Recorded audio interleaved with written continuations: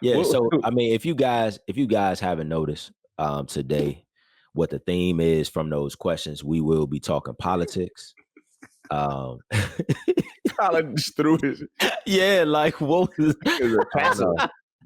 we It's like will I'm done with that. I don't need that no more. yeah, we will be talking politics today. And so we would love to be able to leave with our community of listeners. Um, at the end of the day, it's just a conversation about politics, specifically within the United States, which tends to lean more towards one side than the other, right?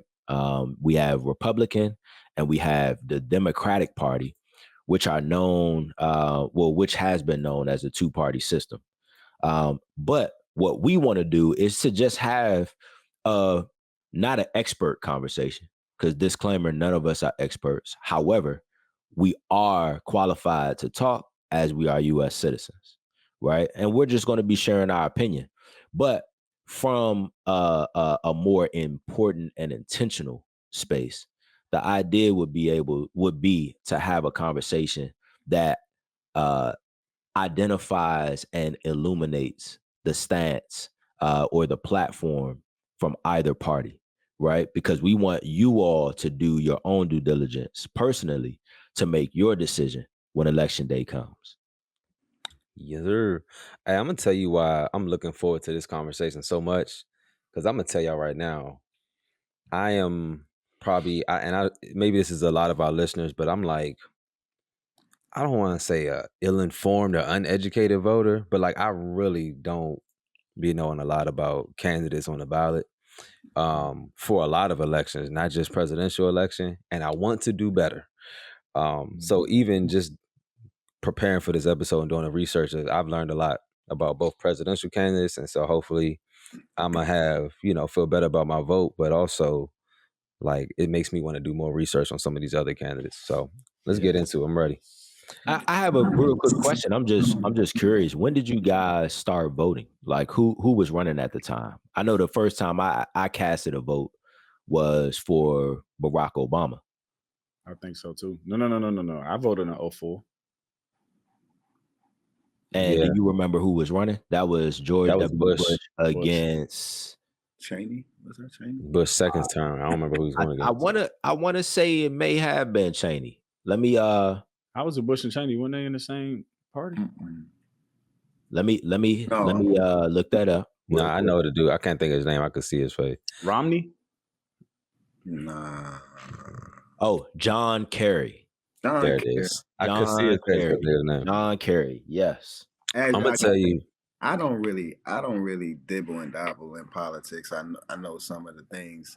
I intentionally got some of those things wrong, right? And the reason why is because I really feel like with politics, a lot of propaganda gets pushed out there for people to get angered by, right? And so I think there are some things that are some truths, right? But there are some things I feel like just even in the data, right? You gotta question, right? So I think that's also why we be having the issues that we be having, like with the last election, right? People questioning the integrity of systems, people questioning people's leaderships and intentions. So, like,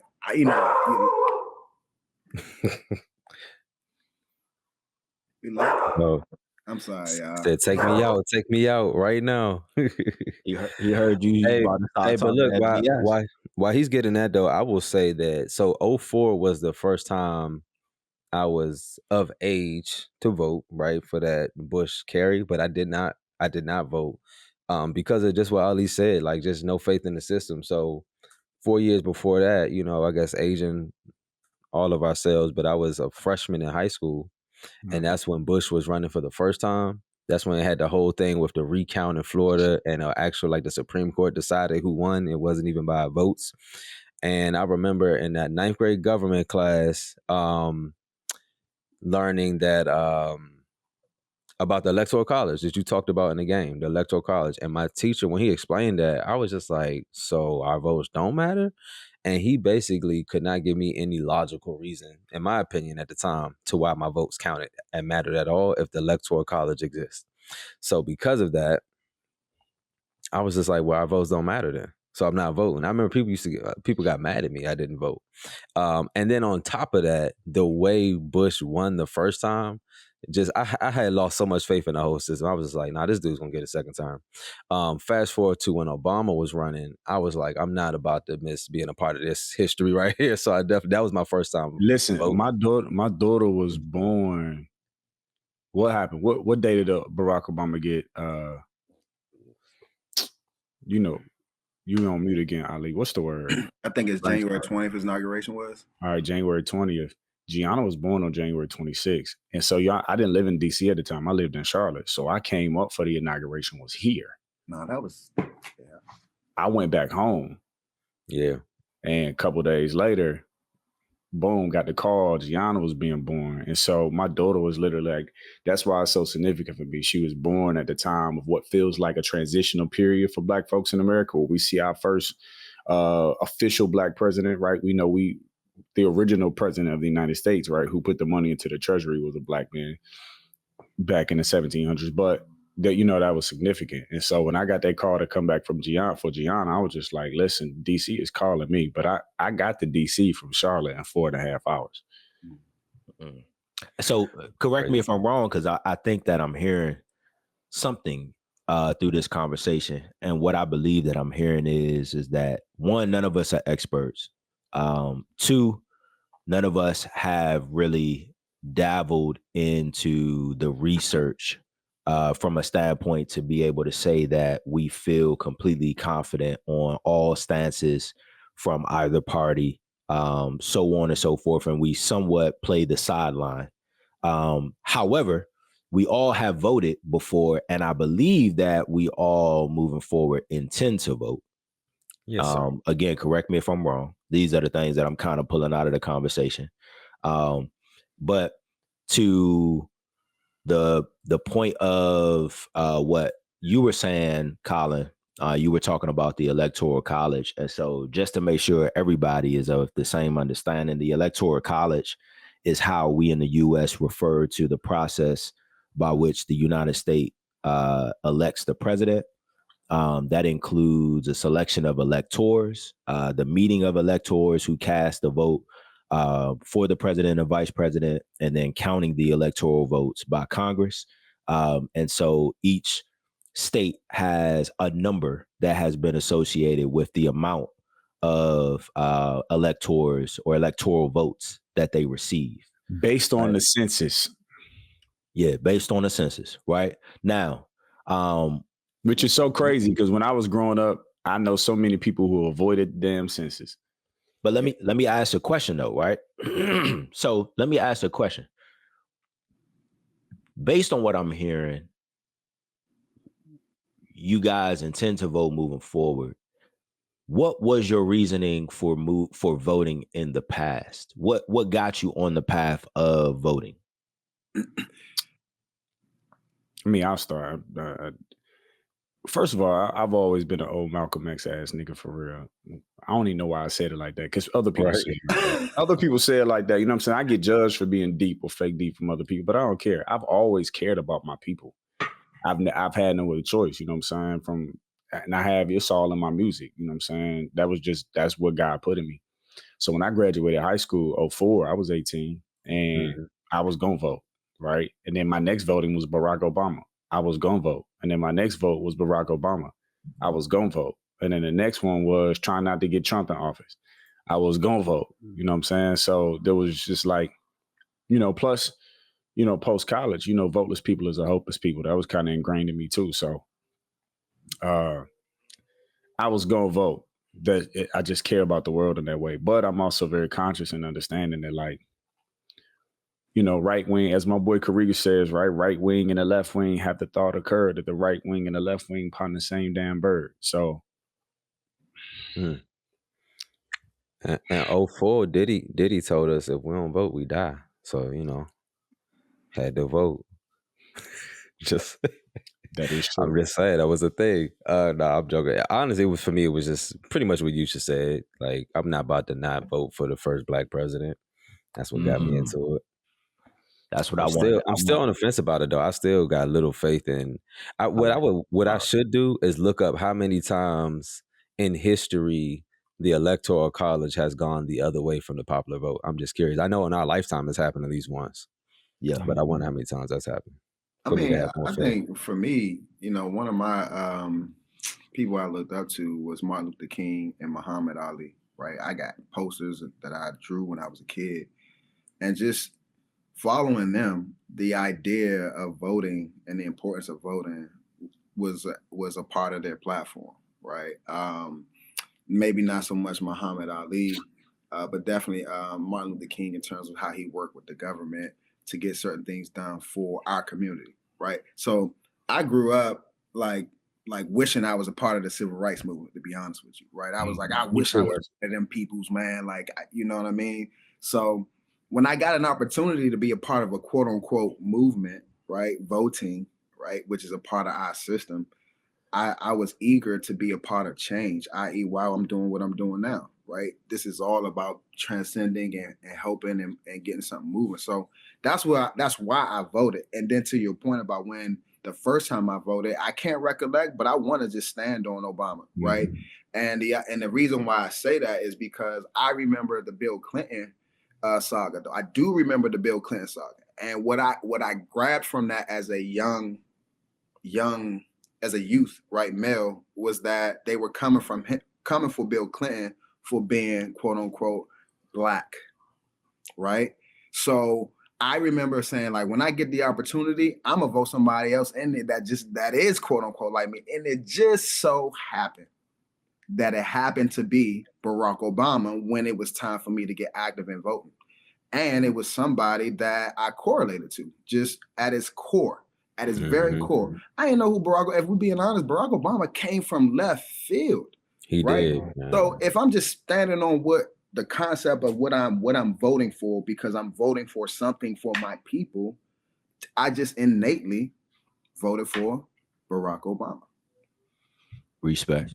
And I'm glad that we're having this conversation because it's very enlightening on just kind of how we as people, I'm gonna say, move, but specifically speaking, the black man, right? Because that's what's represented on the screen today.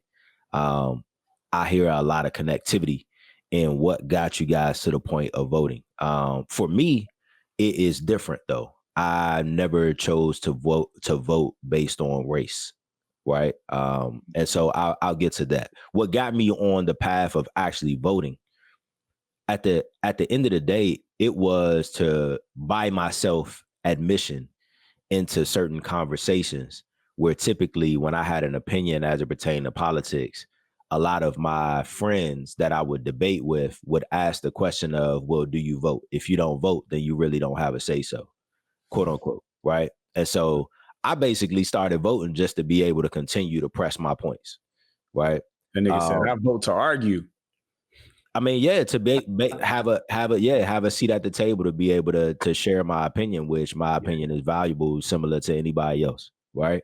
Now, the beauty in that is that through that, it did encourage me to begin to do research and to get to where I am now, where I follow platforms and really begin to go beyond just the surface and looking at the benefits, the potential downfalls, setbacks, so on and so forth. Now, as I started voting, I never voted just because of race, even though at the time I did vote for Barack Obama.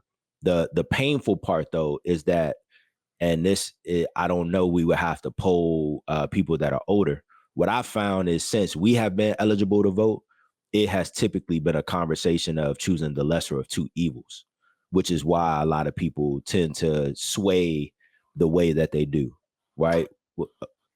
Beyond any other reason, which has always been a pain point for me. And maybe we'll talk about it later on in the conversation. But I just don't think that is in itself a viable reason as to why you would then need to vote, the way that you choose to vote, because you're choosing the lesser of two evils, right? When we're talking about politicians, any race, that are supposed to represent the people. So, I mean, you hit it on the head too, right? This lesser of two evils idea, right? It's just hard, right? Because even when you said the words, you were voting to get a seat at the table, right? The first thing, I don't know if y'all saw my head bouncing, but the first thing I heard was my song, right? Don't want no seat at your table. We don't want a seat. You know what I'm saying? We want our own table, right? And it comes from the great James Farmer, who said, if they won't let us sit at the table, we'll knock the legs off. But we haven't built up a party for ourselves, right? You got the Black Panther Party for Self-Defense that was supposed to move into being more political, but then they infiltrated it and destroyed it, and it got drug infested. But we've never had a party that really spoke for our views. So we have been forced to like vote for the lesser of the evil in a sense, because who was actually on the platform? Who did we put up money for collectively to stand on the platform for our views? And right. And once you know how the politics really work, you know, whoever the politician is at that point, they are representing the views of the people who pay for their campaigns. I remember one of the criticisms Obama got during his first term from the Black community specifically, just in popular like barbershop type conversations, was, man, we finally got a Black president, but why isn't he doing things to enhance Black people as a whole? And, you know, I see him doing more for LGBTQ. I see him doing more for Latino. And I remember the popular answer to that. Again, this is without any sources. I've had to research it, but the popular answer to that was, well, as a group, the LGBTQ community came together and the Latino community came together and raised a lot of money collectively to get him into office. So no surprise when you look at his Supreme Court choice, no surprise when you look at some of the progressive policies that were pushed through for those communities. To speak to them people because they put that money up. Yeah, so it's like now you owe them. You know, you got to be accountable to them. Which also speaks to the financial backing behind you know, the direction at which a politician would go versus their tie culturally through their ethnicity, right? Through their race. So yeah, man. You about to say something, Ali?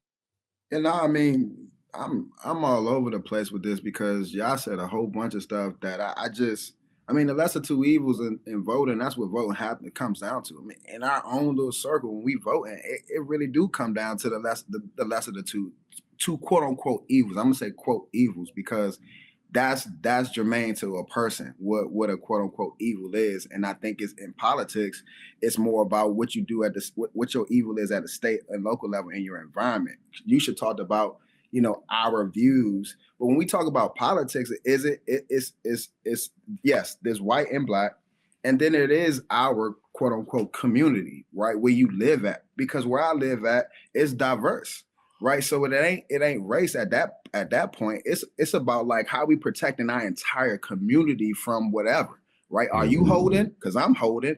Are you raising your kid this way? Because is the school doing what it's doing? You know what I'm saying? So like, we talking about voting for race. And then by the way, back in 2008, when we voted for Barack Obama, the lesser of the two evils, do y'all know who the op was? Do y'all remember who the op was? It wasn't race, bro. It was John McCain.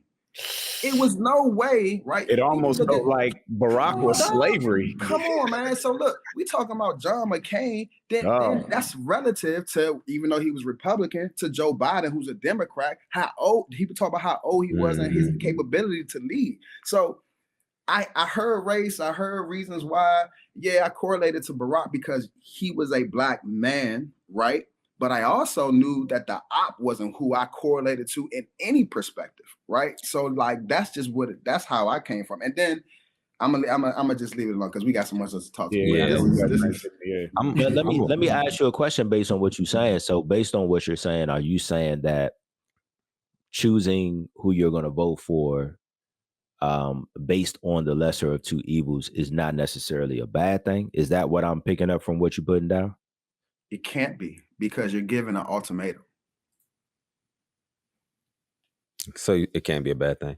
I'm gonna push this forward. I like what you're saying. I don't feel like I chose for the lesser of two evils when it came to Barack Obama's first term.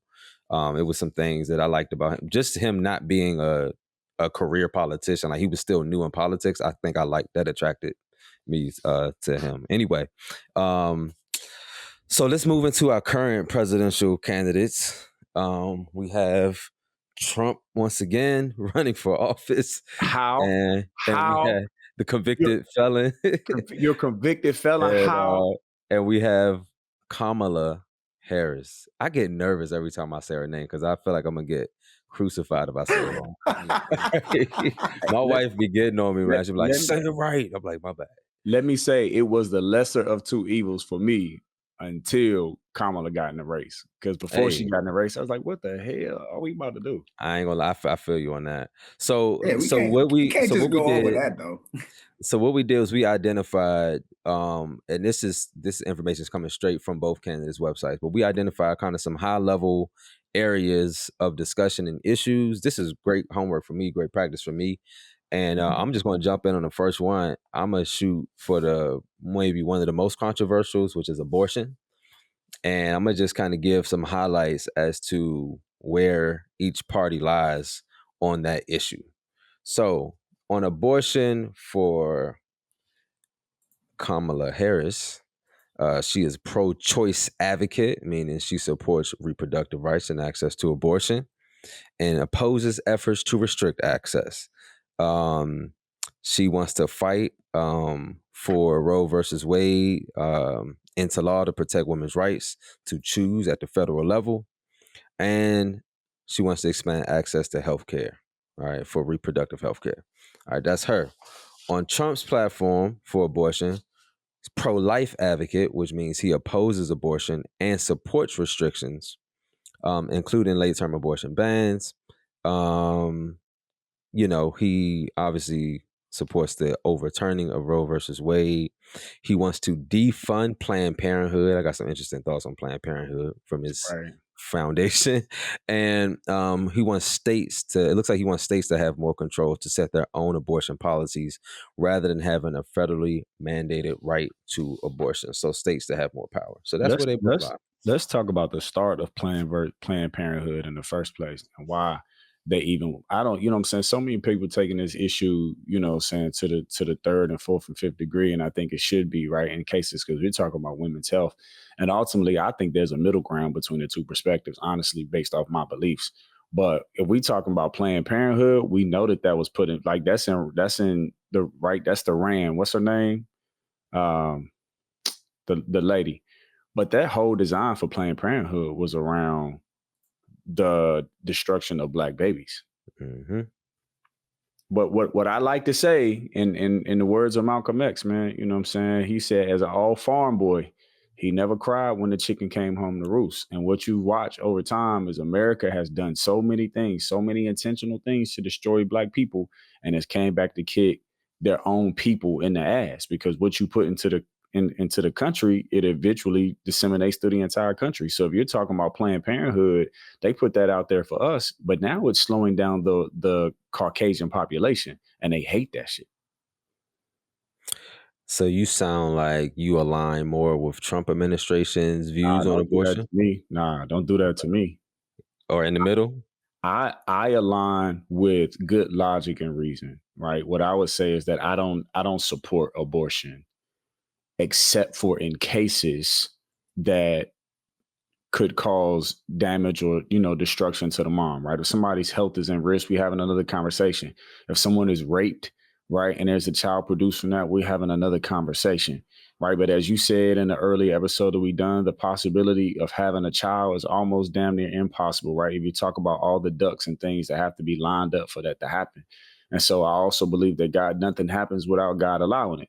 So there's a side of me that says, nah, we don't abort no babies, because if it was allowed, then let it be. That's the faith side of me. But it's also like, yo, if your life is at risk and you got to choose, I feel you. Go ahead. You know what I'm saying? Mm-hmm. If you was raped and a baby, I feel you. You know what I'm saying? But that's why I feel like there's a middle ground between the two perspectives. And so with there being a middle ground between two perspectives, then where does that leave you on choosing a side, right? Because that's essentially what politics are, right? If you think about it as far as like a bag, and within that bag, you throw in your groceries. Some groceries you choose, some groceries you don't, right? But you, at the end of the day, you got to pick up one of those bags and walk away with it. And I love your question, right? The way I look at it is like a plate, right? If you go to a cookout and somebody got a whole table full of food, you pick up the things that you like on the plate. So when I'm thinking about voting, I ain't necessarily voting left or right or Democrat or Republican based off this view, right? My vote comes on other views that make more sense to me. But this one, I'm not standing the way on it. So you're saying that you're conflicted and you don't really have I'm not conflicted. decision. I know exactly what I believe, but neither one of them represent my belief. So that's not an issue that you would use. It's not an issue that I'm using to choose. I just want to say this, right, man? One, I'm for women having the right to do whatever they want with their own body, period. And whatever side that stand on, it sound like it stand on the Democratic platform side. And I have 2 daughters. I'm around females, and I would hate for anybody, any government, any state to tell my daughters what to do with their body, how to do it, when to do it. That just doesn't speak right to me. And the reason why, right, is because, in this freedom, put it like this, freedom is circumstantial. It's circumstantial in this system, in this situation. The reason why I say that is because in the abortion platform, people throw in religion. When we talk about the military and the defense, religion don't really mean as much as the mission do. So I get conflicted on this. I don't get conflicted on this, right? To me, I remove religion, right? And I say, well, what is right for the human? And it's the right to choose whatever you want to do. Like the idea that you can't have freedom already in certain situations and systems, but to myself, to my inner self and how I operate in this earth, I don't have the freedom to do and operate how I operate. I just don't like that idea. Yeah. To me, this almost feels like one of those the lesser two evils situations. I think I'm probably more aligned with Yusha in terms of like on just this issue. Like I don't really like the idea of abortion in most cases, but I do believe that there's extreme cases. So here's where this would cause me to do further research, right? Because I feel like what the media portrays on this issue is that both sides are on the opposite extreme. Whereas like one side is like, man, do whatever you want. You go get abortion anytime you feel like it, just like, let's kill these babies. And the other side is like, no, you can't do anything. Right. And I don't know how realistic that is. Like if I get into the weeds of both of their policies and what exists, I don't know how accurate that is, or if there is maybe one side or the other is more in the middle than we realize, right? To where I may be able to say, okay, I don't know which one more aligns with where I feel like. Or the other thing is, and I've heard this on a podcast one time, when it comes to that stuff, I think currently, I think it was Trump's platform that says it wants more state control. I think currently the state does have more control when it comes to abortion rights, like currently today. To whereas like the presidential election has very little influence on what's happening with that anyway. So to your point, may not even be an issue that needs to be of high consideration. If you listen to Trump, he says that when he's talking, like, I don't know if people paying attention. He's like, people say on the Democratic platform when Kamala comes on, right? She's like, oh, we're going to get Roe v. Wade, back to the way it was. And Trump's response was like, how you going to do that? With the Supreme Court, like he's literally like, he's like, it's not going to happen. You're not going to be able to do it. We're going to have the Senate and we're going to have the House. People not hearing that. And you're right, Colin. It's like, how is it going to happen? It's going to take some real good effort. And I'm not discouraging this particular platform, but the man in 2016 throughout his candidacy, he placed certain people in play. So certain stuff like this can't get, Yeah.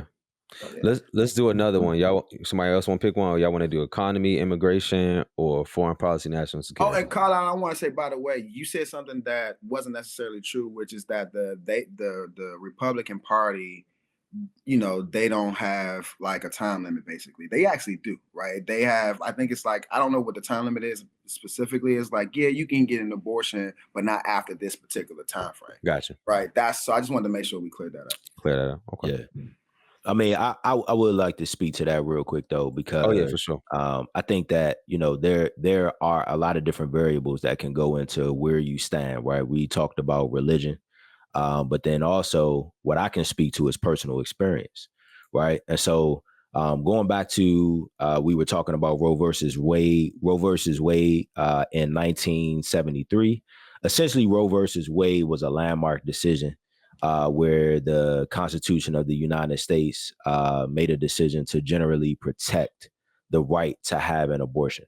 And so what we're talking about is that potentially being overthrown or done away with present day. Now, if that means that then makes it illegal for certain procedures to happen regardless of the reason behind it, I am definitely pro-life, pro-choice. I agree with Ali in that at the end of the day, I'm not a woman. It's not really up to me to make a decision on what they choose to do for themselves. But in addition to that, I also have a wife who has had a DNC procedure before, right? Which for people that don't know what that is, it is a dilation and curettage procedure, which basically when it removes the remains if you were to have a stillbirth or a miscarriage, so on and so forth, right? If the overturning of Roe versus Wade then makes that illegal, I could potentially have lost my wife in that if it was illegal for her to have that procedure, right? And so from my personal experience, I definitely am pro-life, pro-choice when it comes to that. Yeah, and see, that's just my issue. And Colin said it. They're making it like pro-life or you want everybody to die. And it's like, y'all stupid. Yeah. Like find the answer, find the logical answer in the middle that protects the life, the livelihood of women and children. And that answer is neither far left or far right. That answer is something in the middle that talks about how to just protect life altogether. Yeah, I mean, but just like we know, Yusha, it's not that easy, right? Because it could be that easy, quote but unquote. They don't want it to be that easy because without it's not in what we experience in real life. Let me ask you a question. Without that division, they don't make us make a choice about who to go with. So they're trying to create this divide and conquer, gang. But a lot of them people don't in legislation don't even feel like that. They just know that they helping to create the dichotomy. But that's what I'm saying. Ask the question is why does this matter so much? To whom? Right? Why does this matter so much? And to whom does it matter? You know why it matters is this is from a strictly marketing standpoint when you're trying to get the popular vote. Because it's an emotional topic. And when you got people's emotions, you got their attention and you can use that to sway votes. I think that's why it's such a major topic. I mean, because it's emotional. Really, at its core. And if you think about it being an emotional topic to sway votes, it's more beneficial for the Democrats to tap into that emotion because, I just think it's crazy, dog. If you think that our system, who is traditionally ran by men, are sitting at the table and have sat at the table since Roe versus Wade about women. Like the idea that like it's an issue. Like who has a problem with it? Men? This is and it's a whole nother thing we'll probably get to later, but so I feel like we need more women in leadership in general. Wow. Let's jump into another one because I want to hit at least a few of these to make sure we're giving our listeners, some different viewpoints. Maybe let's just jump on economy. So starting with Kamala Harris, for economy, so basically her platform is on supporting the middle class. Okay, so increasing minimum wage, providing tax cuts to middle and low income families. She wants to do a lot of infrastructure investment, which is a continuation of the Biden administration's infrastructure bill on roads, bridges. She has a focus on economic equality. To close racial and gender wealth gaps. And in a climate-related economy, she's building her platform and investing in clean energy and technologies to increase jobs around that. Okay. For economy on the Trump platform, tax cuts for corporations and individuals. It doesn't specify which individuals. Wealthy, but favoring further tax cuts for economic growth. A lot of deregulation. We've heard that a lot in his talking points on wanting less government regulations on businesses, which he believes will grow the economy, and then more trading, and renegotiating trading. A lot of tariffs. This is a word I need to look up. I don't know what that means when they say tariffs. Maybe one of y'all can help me with that. I want to say it's a tax terminology. Yeah, it says advocates Tariffs is for on protective trade. trade policies, including tariffs on China and Yeah. renegotiating trade agreements with NAFTA. Tariffs is the tax that they put on goods coming into the country. So That's what it imports. is. Okay, so want to tax them more, and then manufacturing jobs, last but not least. So that's the difference of them on economy. Our manufacturing jobs have been gone, right? So if we talk about it, right, if we talking about economics, I'm from Reedsville, North Carolina. I remember when the American Tobacco Factory left Reedsville, North Carolina, and went to Georgia, and people was hurt because most people in North Carolina was a tobacco and textile. So I watched what manufacturing jobs leaving my home city did to our city. It turned a part of our city into a ghost town. And so if you're just talking about that as a microcosm, then you got to look at what's happening across America. Manufacturing jobs leaving America does hurt. So there's a point there, right? If things need to be made, America needs. But what happened? What allowed that? What allowed that to happen was people allowed essentially these corporate companies to go unregulated and them to get more profit when overseas where they could pay people less to get there. So they found slavery again, right? At some case, they found slavery. Now, somebody might say them people are getting paid, but yeah, if you're getting paid, 20 cents an hour and your CEO who owns the company is a billionaire, dog, the disparity is crazy. So it's just a new form of slavery, right? You paying you just enough to pay for your shack. You know what I'm saying? So that's how we got to that. Now, if you're talking about taxes and these deductions, let's get to it. We know that deductions are directly related to those who can have itemizations, who can itemize things at the end of the year. You can't really do that unless you have a business, right? Now, there's some other things like childcare and buying a home that allows you to have some deductions.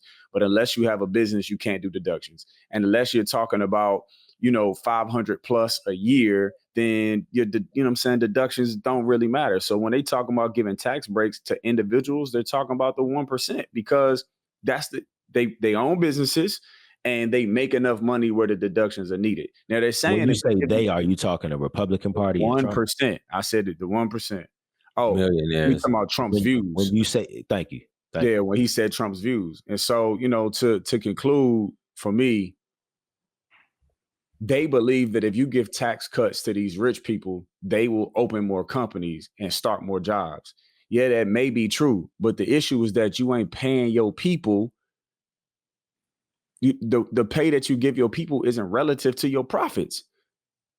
And so the Democrats are like, yeah, tax cuts is cool for y'all. We see what it do for y'all, but like it's creating a bigger gap between the rich and the poor and destroying the middle class because y'all not regulating for real what these corporate companies have to pay. They creating a new age slavery.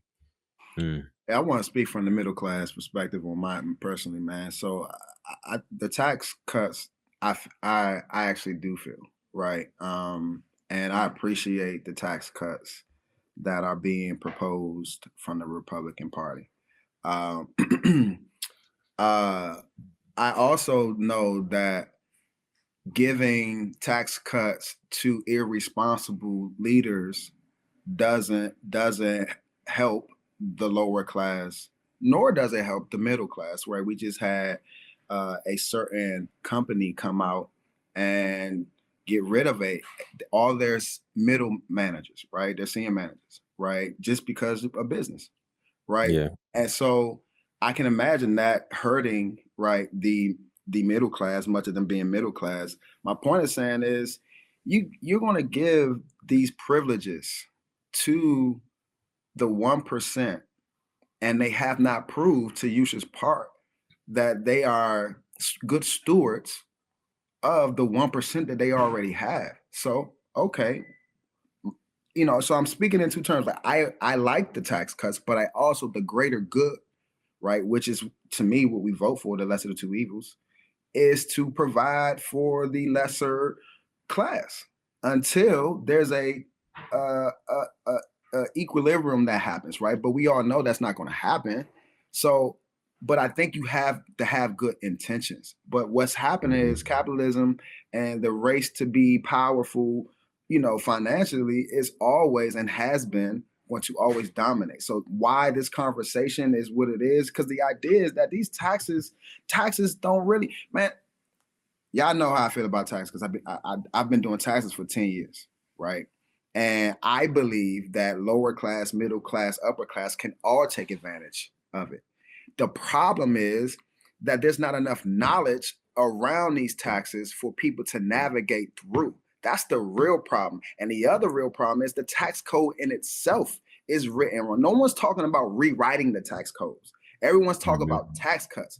But there's so many advantages that people are taking of the tax system in a bad way, honestly, right? So no one's talking about fixing the tax code. They're all talking about cutting taxes in certain areas, which I think can help. But like, there's an underlying problem which leads to our deficit. I feel like at its foundation, there's some systemic issues with the whole process. Yeah. For economy, man, I'm kind of like, there's things on both sides that I like, and things on both sides that I don't like. I think I'm probably, if I had to pick like of a group, I think there may be more in the Democratic Party side of things that I would align with for economy, mainly because I align more with like what to do for the greater good. Like when I hear about a company like Amazon and how much profit they made annually, like just profit, I'd be like, God dang, y'all could solve like half of America's problems by yourself. So, you know what I'm saying? For like the giants like that, I feel like, man, y'all should definitely pay your share, for benefiting so much off this capitalistic society. But one area that I'm kind of go back and forth on between the two, where I'm maybe on the fence, is it talked about on the Republican side policy of deregulating. And I know that historically, lately, the Republican Party is more about deregulating and the Democratic Party is more about more regulating. And I go on the fence about that all the time. Sometimes I'm like, we need things more regulated. And other times I'm like, that's a little bit too much regulation. I don't know. It depends. I'm like right in the middle on that. So I can see both sides with this. The economy talk too, bro. Like, I don't realize, like, man, we fought a hard economy now. Like, it's interesting how people gonna vote because supposedly we're not in inflation anymore, right? The job market is doing good, in unemployment. So I'm trying to figure out what are people, and that they talk about groceries being high. Now, come on, y'all. Bread ain't the same cost it was in 1950 as it is now. So when people be like, my groceries high, my gas high. Man, when I first started driving, and we ain't that old, but when I first started driving, I started driving in 10th grade, bro. You could get a gallon of gas for like somewhere between 99 cents and $1.19. Yeah. My boy used to fill up the red Honda Civic off $10. So I'm confused on people crying about the groceries being higher than what they were 4 years ago. Not what they complaining about, right? Tell us what they complaining about. Talking about economics, right? We are literally talking about quality of life, right? So the reason why I like the Democratic, and I like to say, it's good stuff on both sides, it's bad stuff on both sides, right? We need regulation, but not too much. But we can't deregulate. So we're talking about quality of life, right? What America says, what the Republican is saying is like, you need the same old story, right? Hustle your way up by the bootstrap. Those who have been able to make some level of money can afford a great quality of life. Those who aren't, you are literally damned and doomed, because you are living a stressful rat race because you're just making enough money to have a place to live. But then you at the end of the night, you scraping the fork through the rice pot, trying to take the scraps off the side of the rice pot to make more rice for the next day. That's not a great quality of life. And so what the Democrats are saying is, listen, there are some things that we should just take care of for our people, as other countries have done and have proven to create a great quality of life for their people: education, healthcare, and a living stipend. Right? Those are three things that other countries have proven to do. And it's, even if you go to Canada, like, even Canada has a different way in which they move. I feel like there are people in the world, countries in the world, where people have a great quality of life where they work to live. America is consistently pushing the concept that you're here to work. I don't know if I agree with that, man, because I was in a grocery store. Where did you disagree? Disagree? With the idea that Republicans don't correlate with the fact that groceries are high. right? I mean, we're not arguing that. I'm talking about quality of life. I Yeah, move. and I'm talking about quality. I'm talking about what that anchor is to that, which is the idea that it's more so like, are you working or are you waiting for the government to hand you more rice so that you don't scrape out of the pot? That is the big, to me, that is what the bigger argument is that this person that you're talking to, are they waiting for the government to knock on their door and bring? Let me finish, bro. Bring government cheese and government rice so that you don't have to stop. I'm just talking to you how they will talk, bro. I'm just telling you. That's the You talk about the same government that put the lid on the jar to tell the flea how high to jump, and then want to say, now that the jar is gone, nigga, jump out the jar. Nigga, we know the conditioning. You condition these people to be on you. But I'm You saying can't just their all of a argument sudden is be that like, these hey, people, their argument is that these people aren't working, is what I'm trying to say. That's the idea of capitalism. That's the idea of like, well, we work to get our food. To your point of like work to life versus quality of life. There's a mixture of this. And I agree with a lot of that. There's a lot of government handouts, bro. There's a lot, and our people and their people, Yeah. the entire country benefit from it. Right. So people, period. People in general, right? The Republican part, to me, the Republican Party is broken up, if you ask me, right? But there's a segment of the Republican Party down here that gets fed those benefits equally, just like black people and other brown people, right? Not equally. It's actually proven statistically there's more white people on welfare. Proportionally, there you go. Proportionally, more. Yeah. Right. But so you can't sit here and say that the Republicans are speaking from that from a different tone, is what I'm trying to say. Like there's a part of the Republican Party saying like, yeah, we get it, but we also work for our stuff too. But I think that's BS, is what I'm saying. But some of the difference is legacy, right? We're all Divine Nine, right? We know some people got in because they mama and they daddy was in. And some people had to like prove it for themselves. And so that's the American politics and in money way anyway. It's the conversation they're having right now between LeBron and his son. Some of these people are not there because they had to work their hardest to figure it out and navigate up. They there because they people was there. And I ain't mad at them because my daughter gonna be places because I was in places. But at the same time, the balance of it is, what are other countries doing to provide a quality of life for their people while still giving them an opportunity to matriculate and become rich? There's balances to it. We talking about the logical middle ground.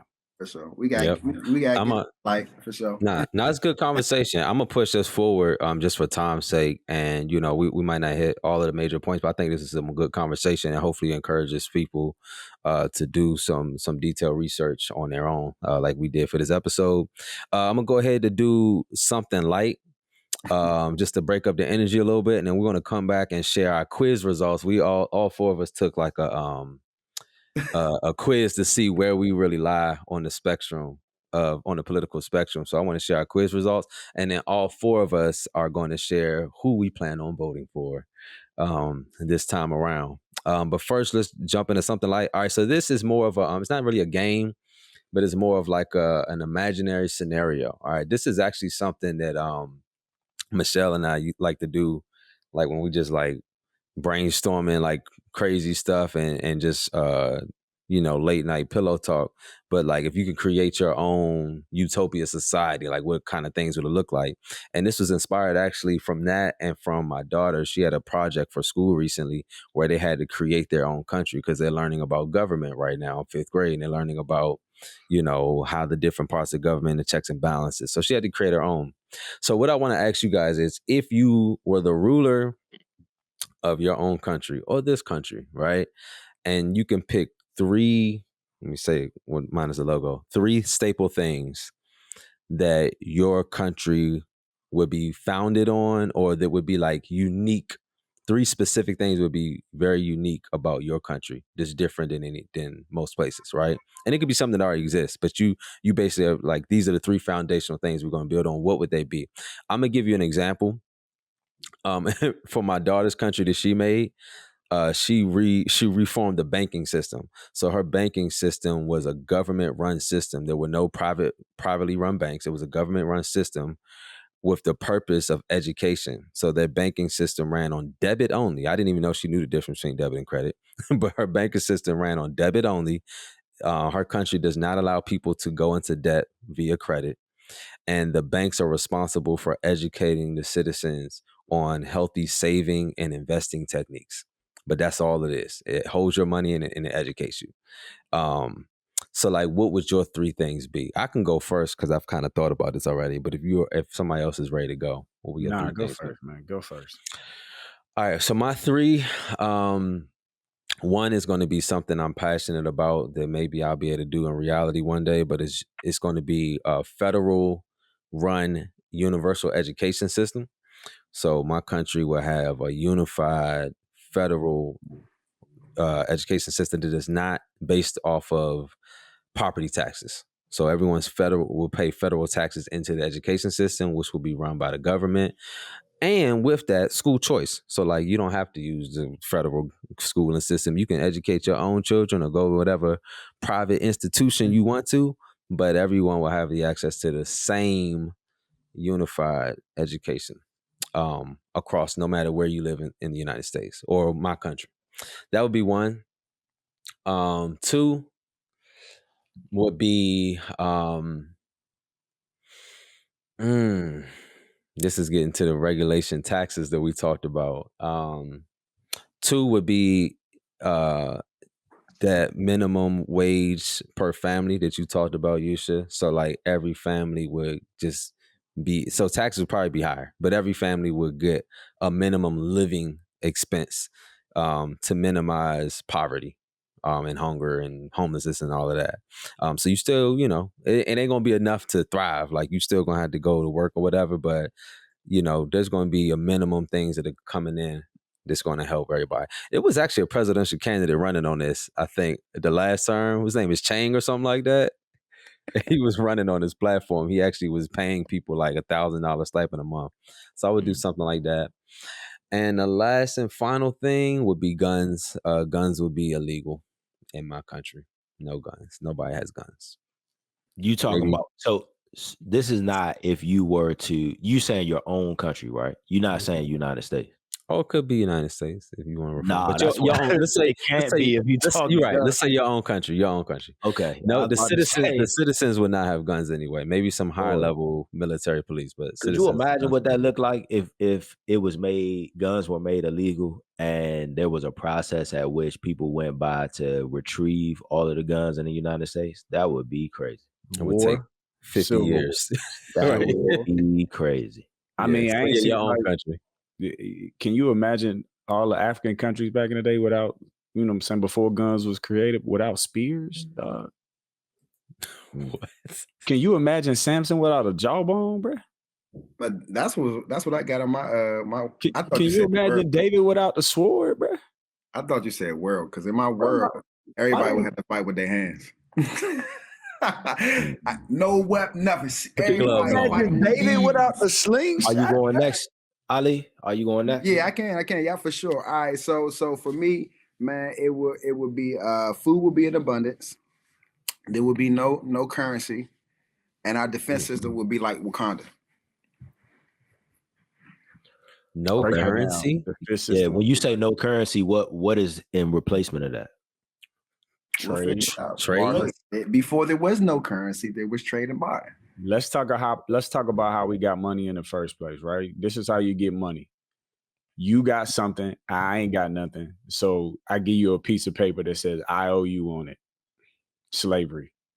Bingo. It was money. Money is material slavery.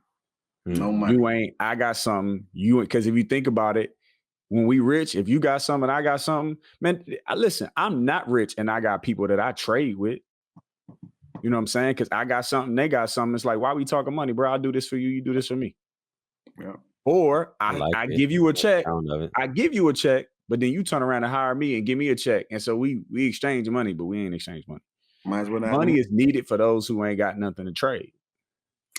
Okay. Thank you, Yusha. You want to go next, Yusha?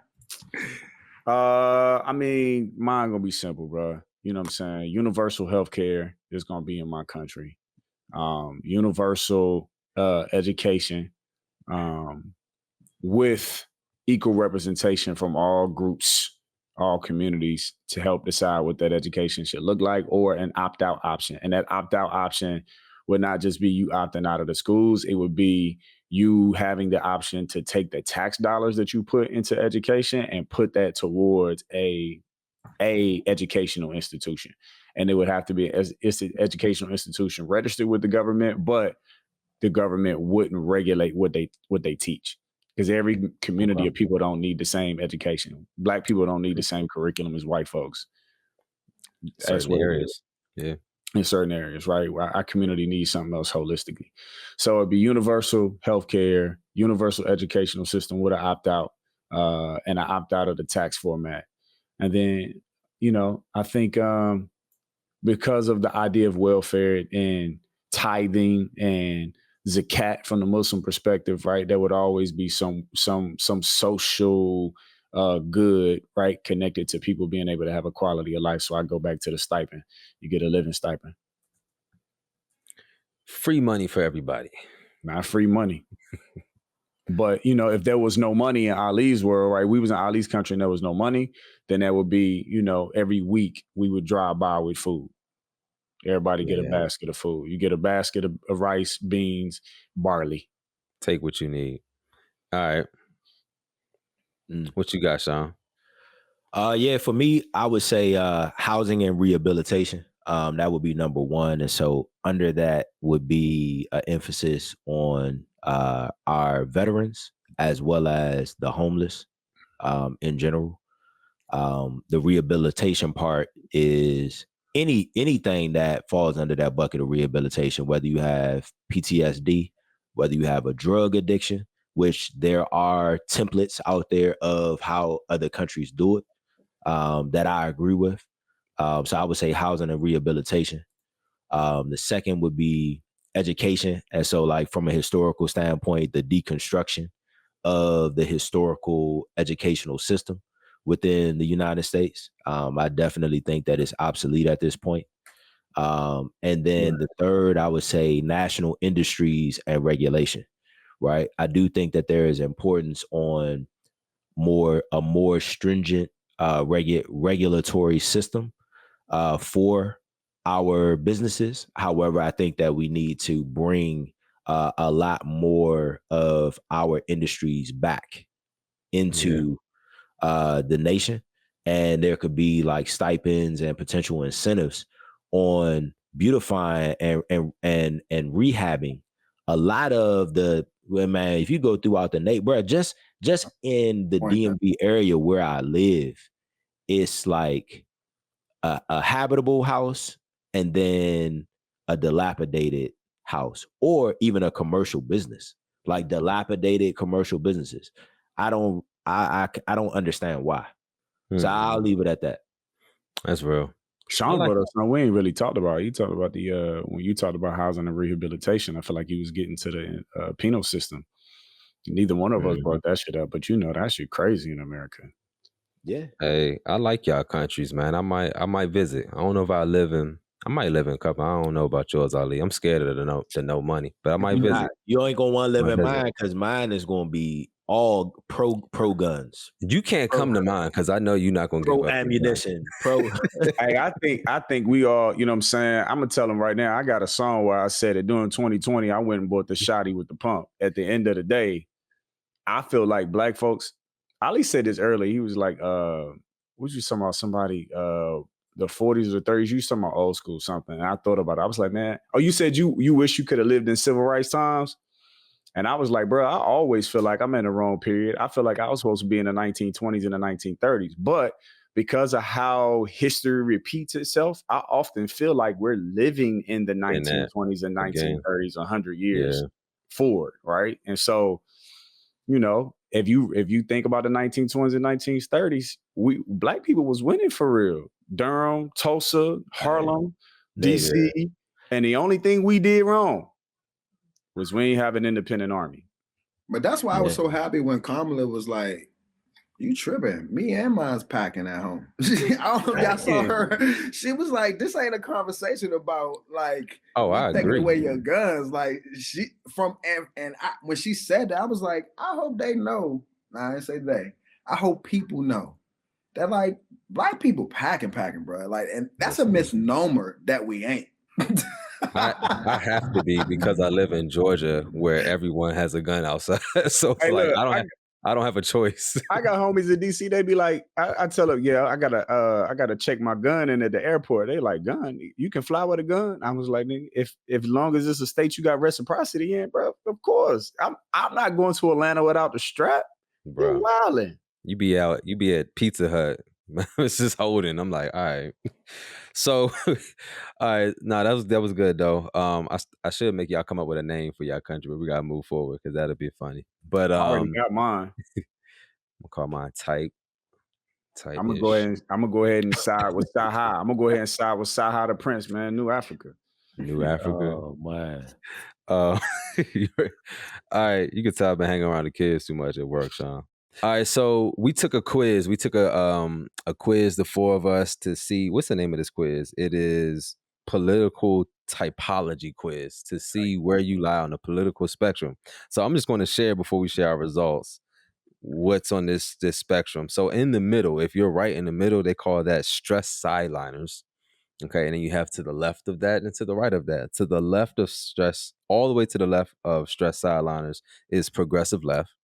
Then you have established liberals, democratic mainstays, and outsider left. And when we share our results, we'll explain what we are, the category that we land in. And then to the right of stress sideliners, far right, they call faith and flag conservatives. That's hilarious. Committed conservatives, populist right, and ambivalent right. All right. So we're getting ready to share our results. I'm gonna guess that you ended up like a committed conservative. I'm gonna put Sean and you on the right. But first we're speaking about what we thought before the test, and then we're I'm saying what I think y'all are. Yeah, gotcha. I thought we should guess each other. We talked about that. We should guess each other. I think Sean and Yusha both on the right, and I think Ali is going to be outside or left, like almost in the middle, but a little bit to the left. And then what did you think about yourself, Colin? Before doing this? I would think I would have been as close, like right in the middle. That's what I would think. All right, let's get it. Let's go. Brrr, drum roll, please. All right, mine ended up being I'm close to the middle. I actually ended up being an outsider left, which is one notch to the left from the middle. Along with 10% of the public is in this category. So I won't read the whole thing, but just a little bit. Outsider left are typically the youngest typology group. They hold liberal views on most issues, particularly on issues of racial equality and immigration, and overwhelmingly vote Democratic. They're more skeptical of government performance than other Democratic-oriented groups, though far less so than those in the GOP-oriented groups. So I think in the middle. I think I would have said that for you, Colin. So I agree with that. Starting off, I think I would have probably put Yusha as maybe ambivalent right, and then I think I would have probably put Ali as a populist right. For myself, before I took the test, I would probably have considered myself more of a populist right as well. But after taking the test, I came in as a stressed sideliner. Really? Right in the middle. And so it says stressed sideliners hold a mix of conservative and liberal views and are the least politically engaged, typically group, generally disconnected from politics and the two major parties. They vote at lower rates than most other typology groups. About 4 in 10 live in low-income households, and they are the group most likely to describe their personal financial situation as only fair or poor. stress sideliners are split evenly between the Republican Party and the Democratic Party, while 1 in 10 don't lean toward either party. They lean liberal on economic issues and tilt conservative on social issues. That's interesting. Right in the middle. So we both two of the four of us so far are kind of one right in the middle and one close to the middle, but slightly to the left. Who wants to go next? Yeah, I'll go. I thought Sean was a faith and flag conservative. I thought Yusha was a Democratic mainstay, and I thought that Collinwood was probably more of a populist right. Yeah. Interesting. What about yourself, Ali? What did I think I was? Yep. What I am, which is a stress sideliner. Okay. Another in the middle. Not really, swaying one way or another. I've been known to be a waffler. That's what they would call me back in the day. Waffler. But you can call me a independent. You can call me whatever you want. But I'm in the middle, and that's probably me being a Libra too. To be honest with you, so that's all I'll never talk about. Sean, I felt like Ali was like, Sean, I figured you was like a redneck. Like that's what I heard when he said that. Like, God. Yeah, I see Sean with but like you align with them. The conversation we had about this episode, it would have led you to believe this man over here is secretly over. No, I'm just kidding. Nah, it's just because a lot of people get emotional when we talk about politics, and I leave emotions at the door when it comes to politics. So a lot of people do feel that way because they be having their panties in a bun. Which is why you're stressed. Speaking of panties, I'm gonna go ahead and go because I would have thought. I would have thought that Sean would have been far right till I seen that picture he took with Tavia. Hold on. When I seen that picture Sean took with Tavia, I said, "Oh boy, you just liberal to panties." I was like, I got to see the panty connection here. Let's see where this goes. You just tied yourself to panties. Sean, hey, you gotta climb yourself back out of that one, champ. Y'all won't listen. Did you hear what I just said? Everybody heard what you said, but we ain't hear the connectivity that you heard, my dude. Connectivity. Listen, everybody can't have the artistic mind that I have. Some of y'all are just very simple. Some of you swim, I dive. So when you give your results progressive left. Some of us swim. I thought Colin would have been more left. I thought Sean would have been more right until I seen the very liberal picture he took with makeup on. And then I thought Ali would have been in the middle because he a Libra. And he don't go either way for real. He'd be like outside of left was what I got. But I knew I was gonna be in the middle because that's crazy. Well, I knew I was gonna be in the middle because I'm cultured that way. I'm taught, I'm grained that way to always see both sides, but to find a logical conclusion that meets the needs of both.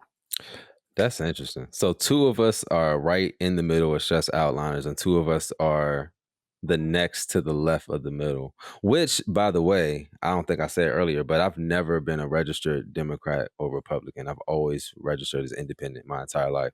And just because it never made sense to me to pick a side. I was registered Democrat when I was naive, just coming out the gate voting. I'm now an independent. Listen, what does it mean to be registered Democrat? You can get in there and vote however you want to vote.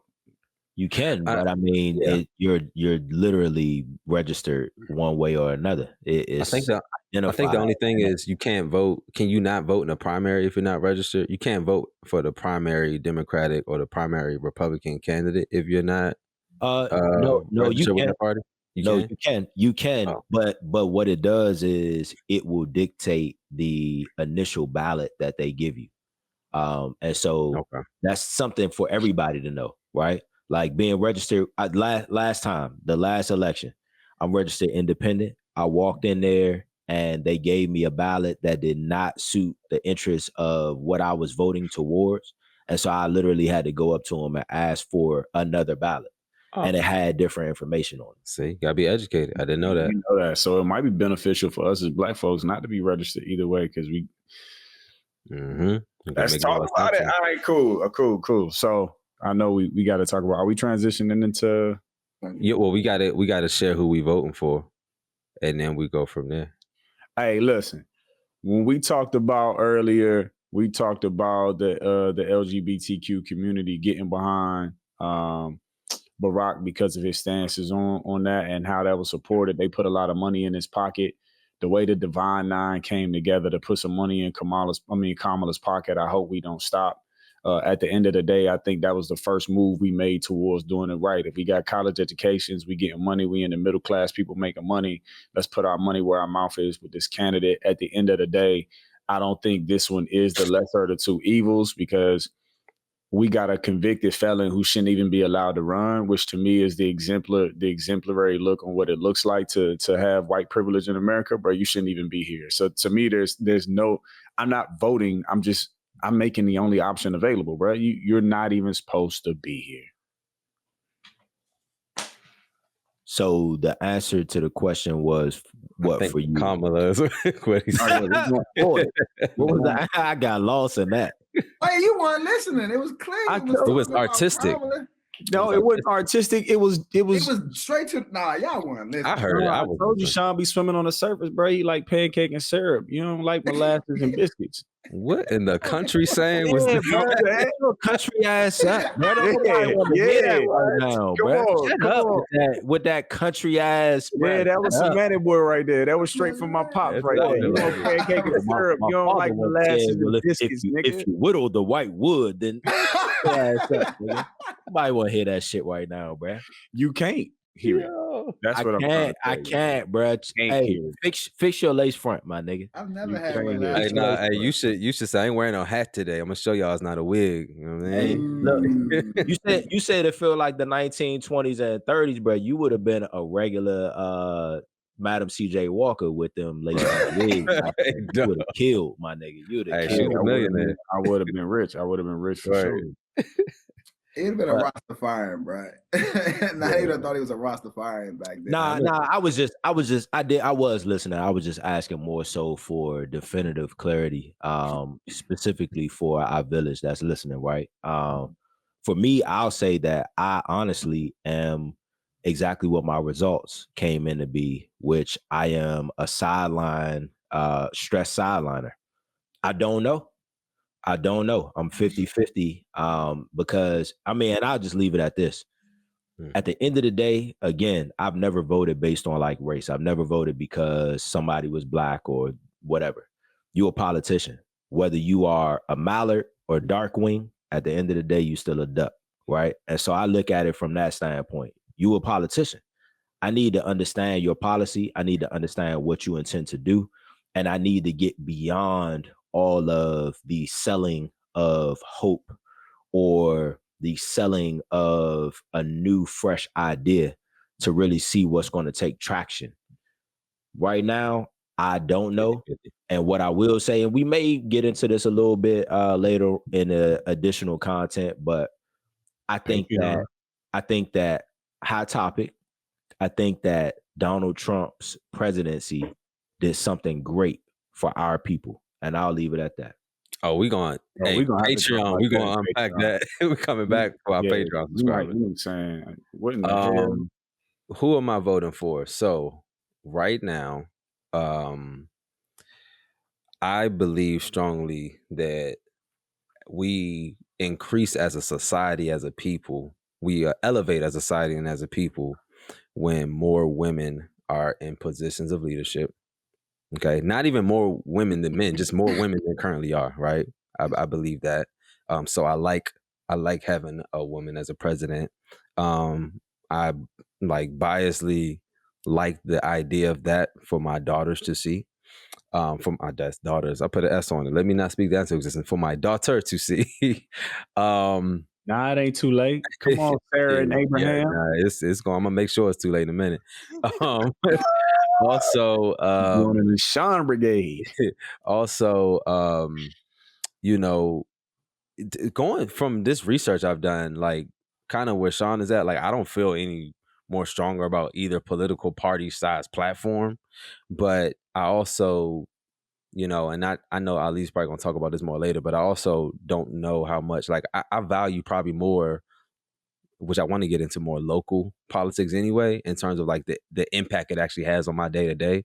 So I don't know how much this really is going to affect my immediate day to day, but I will say that on Trump's platform, he has made some very scary claims to me about what he plans to do in terms of the level of deregulating he wants to do that may affect my household personally, right? Because he wants to do away with a whole part of the government that my wife currently works for. So, so with that being said, definitely voting for Kamala Harris. Yeah, for me, man, it boils down to what we've been talking about in terms of what I personally been talking about, which is, you know, moving out the emotion. I think Sean talked about that, moving out the religion, and just speaking to the person. If it comes down to the lesser of two evils. And then when I look at the person and what I'm voting for, in which I'm voting for someone to lead me, right? Leading me is leading the country, right? And then I start there, and then I start from the bottom. It's who's following him, and who are his soldiers, who are his people that are going to do his work. So when I look at the state and local people, they aren't aligned with my views, my values, and the way I feel like I want to go about life, right? So I'll start there at that level. And you see some of his followers, some of his people who, quite honestly, he has to then say, oh, I didn't say this, but JD Vance, right? He had to say, oh, you know, I don't necessarily agree with the idea of abortion, what JD Vance talks about abortion, or the cat lady thing, right? So when I take these two things and I'm saying, oh, these people who are following him, right? I don't know if they are a representation of me.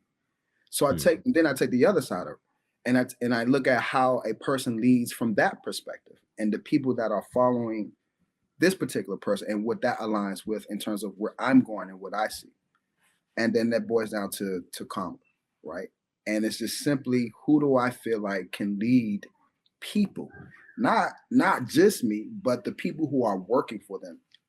It's been proven with Trump that the people who work for him, some of them, if not half of them, quite frankly, just didn't like working with him. I mean, we can talk about why, but when you are tasked with leading the most powerful country in the world, and you decide midway through your administration that you can't work with this particular leader, that is alarming to me.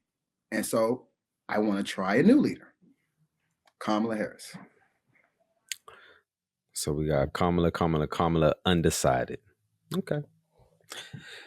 He gonna decide. He gonna tell it in Patreon.